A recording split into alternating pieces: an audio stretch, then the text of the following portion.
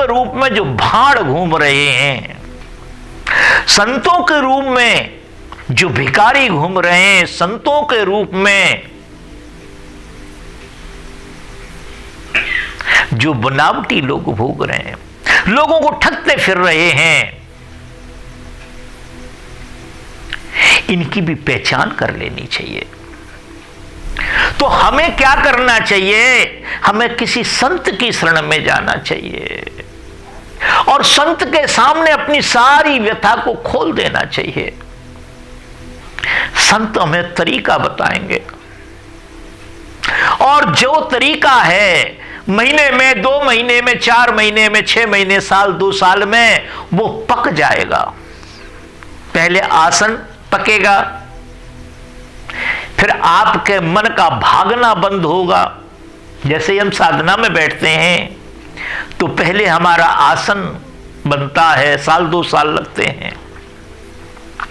जब आसन सिद्ध हो जाता है फिर हम आंख बंद करके भजन करने बैठते हैं तो हमारा मन भागने लगता है। क्यों?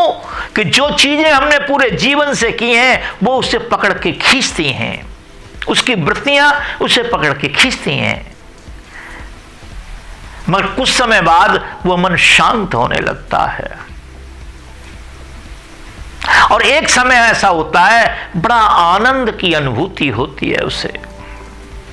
वह सच्चिदानंद जिसका नाम सत्यचित आनंद है, उसकी जब अनुभूति होने लगती है, उस परमानंद की जब अनुभूति होने लगती है तो वो आनंदित हो जाता है।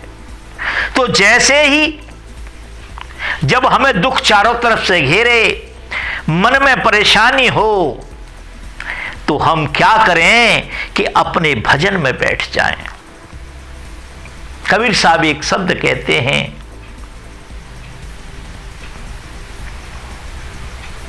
नदी किनारे घर बसाओ, नदी किनारे घर बनाओ और कर्ज मांग कर खाओ। कर्जदार जब मांगन आवे खिसक नदी में जाओ। इसका अर्थ नहीं समझे होंगे आप। नदी किनारे घर बसाओ, जहां हमारी इंगला पिंगला सुषुम्ना नाड़ी है, जहां संगम हो रहा है, जहां दुनिया बाहरी संगम में ढूंढने जाती है, खोजने जाती है कि एक अमृत की बूंद मिल जाएगी तो वह अमर हो जाएंगे। नहीं, उसमें नहीं, वो हमारे अंदर हो रहा है। वो तीनों नदियां हमारे अंदर है, गंगा भी हमारे अंदर है, जमुना भी हमारे अंदर है और सुषुम्ना भी हमारे अंदर है। जहां संगम हो रहा है हम अपनी सूरत को वहां ले जाएं। सूरत माने आत्मा, सूरत माने चेतना। तो नदी किनारे घर बसाओ, अपनी सूरत को वहां टेकने का, अपने उस तरीके को ध्यान करते समय लगाने का प्रयास करें। नदी किनारे घर बसाओ, कर्ज मांग कर खाओ। विचार करो, ये संसार हमें बहुत थोड़े समय के लिए मिला है, कर्ज पे मिला है। हमारे जन्म से पहले कुछ नहीं था, हमारे मृत्यु के बाद भी कुछ नहीं रहेगा। जो कुछ मिला वो संसार में मिला, शरीर भी यही मिला और यही रह जाएगा। हम तो ऐसे हैं, यात्रा करते फिर रहे हैं। तो नदी किनारे घर बसाओ, कर्ज मांग के खाओ। ये सारा संसार परमात्मा का है, कर्ज मांग के खाओ। कर्जदार जब मांगन आए, जब काल हमें पकड़ने के लिए आए, यमराज हमें पकड़ने के लिए आए, तो तुरंत अपनी साधना में बैठ जाएं और अपनी सूरत को ऊपर ले जाएं। जहां पर काल की क्या औकात है, काल के फरिश्ते भी नहीं जा सकते। वहां जहां आप चले जाएंगे वहां काल नहीं जा सकता, ना वहां पाप जा सकता है, ना पुण्य छू सकता है आपको। इसलिए जब भी पहले किसी संत की शरण में जाएं, पहले जाने फिर संत की शरण में जाएं, सच्चे संत की शरण में जाएं, व्यापारी की नहीं। और उसके बाद भजन ध्यान का तरीका जाने, उनसे सारी बातें कहें और वो जैसा तरीका बताते हैं उसके बाद भजन करें। और जब कभी भी परेशानी हो तो एकांत में अपने एक जगह बना लें और आराम से बैठ जाएं और उस मालिक का ध्यान करें, उस परमेश्वर का ध्यान करें जिसने सारी संसार की जिसने सारी सृष्टि का निर्माण किया है, जो हिंदुओं का भी है, मुसलमानों का भी, सिखों का भी, ईसाइयों का भी है और गाय का भी है और कसाई का भी है। उस परमेश्वर के सानिध्य में जब आप जाएंगे तो आपके विचारों में इतनी सुंदरता आ जाएगी, इतनी प्रखरता आ जाएगी, इतना अद्वैतपन आ जाएगा। पहली बात तो आपको दुख होगा ही नहीं, और अगर बाय द वे दुख हो तो आप अंदर प्रवेश कर जाएं, अंदर खिसक नदी में जाएं, वहां आपको कोई भी दुख व्यापेगा नहीं, दुख जा ही नहीं सकता। तो मेरी इस बात का, मेरी इस प्रार्थना पे विचार करें, किसी संत की शरण में जाएं और उस तरीके को जाने जिससे हमारे मन में, हमारे संसार में दुख होता है तो दुख से छूटने का क्या तरीका है। हम किसी भी कमरे में चले जाते हैं, कहीं चले जाते हैं, दुख हमारा साथ नहीं छोड़ता है। एक राजा थे, उन्होंने एक महल बनाया और महल बनाने के लिए एक संत के पास गए, गुरु महाराज के पास गए।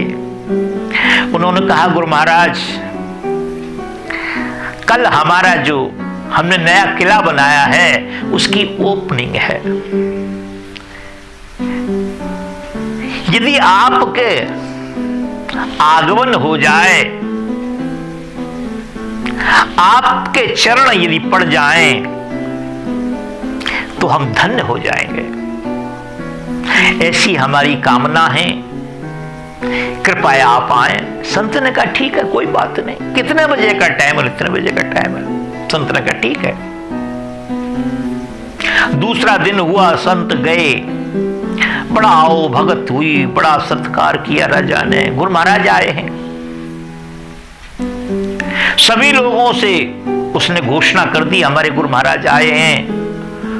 कालीनें बिछवा दी, पुष्प बिछवा दिए, बड़ा आदर सत्कार किया, सब लोग सम्मान में खड़े हो गए।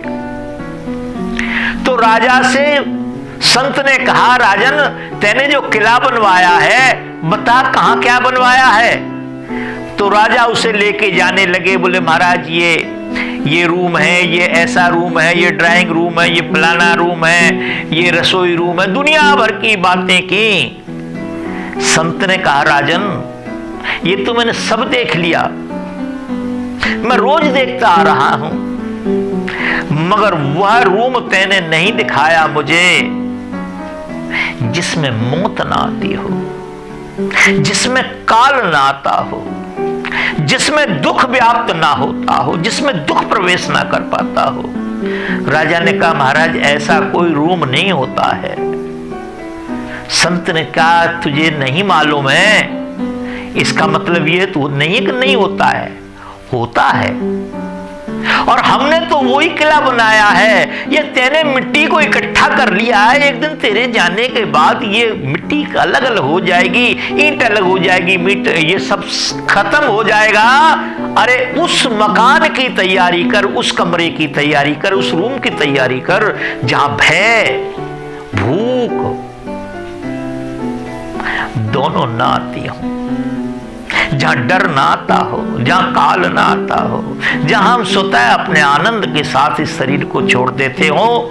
तो मन जब दुखी हो तो हमें परमेश्वर से जुड़ना चाहिए, परमात्मा से जुड़ना चाहिए, मगर उसका सलीका हमारे पास होना चाहिए, तरीका हमारे पास होना चाहिए। कि आपके आसपास में कोई भी संत हो,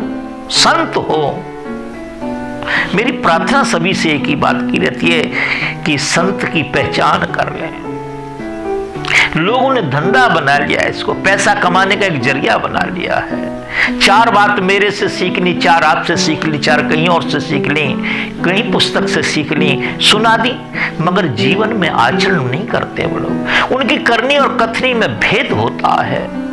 और जिन संत की करनी और करनी में भेद ना हो वही संत होते हैं। उनकी शरण में जाएं, वही आपको तरीका बनाएंगे, दुख बताएंगे दुखों से छूटने का, जब मन आपका परेशान होता है। धन्यवाद।